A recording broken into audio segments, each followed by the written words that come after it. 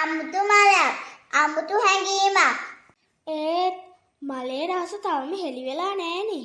අක්කා මේ මල තවත් දිලිසෙනවා. අපි මොනවා හරි කරමුද? මට බයයි. ඔයාලට හැමදාම කියන්න බෑනේ. බය නැතු ඉන්න. මොකද්ද වෙන්නේ කියලා බලමු. බය වෙන්න එපා. මම හොඳ කෙනෙක්. මේ මල කතා කරනවා. මම මෙහාට ආවේ හොඳ ගතිගුණ තියෙන ඔය ළමයි 3 දෙනා හම්බ වෙන්න.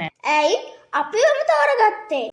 කරුණාවන්ත හදවත් තියෙන ආදරයේ අඳුනන එකිනෙකාට උදව් කරන ගුණ යහපත්කම පිරුණ පුංචි ළමයි තමයි මම හෙව්වේ. මගේ ශක්තියෙන් ප්‍රයෝජනයක් ගන්න ඕන නම් ඔයාලා මට පොරොන්දුවක් වෙන්න ඕන. හරි. ඉස්සරලා ඔයා කියන්න මොන වගේ පොරොන්දුවක්ද කියලා. ඔය 3 දෙනා කවදාවත් තරහ වෙන්නේ නෑ. ගහගන්නේ නෑ. වෛර කරන්නේ නෑ. හැමදාම සතුටින් ඉන්නවා කියලා තමයි පොරොන්දු වෙන්න ඕන.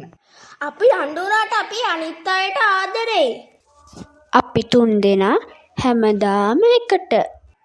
ඔයාලා දීපු පොරොන්දුව හැමදාම රකී කියලා මං හිතනවා.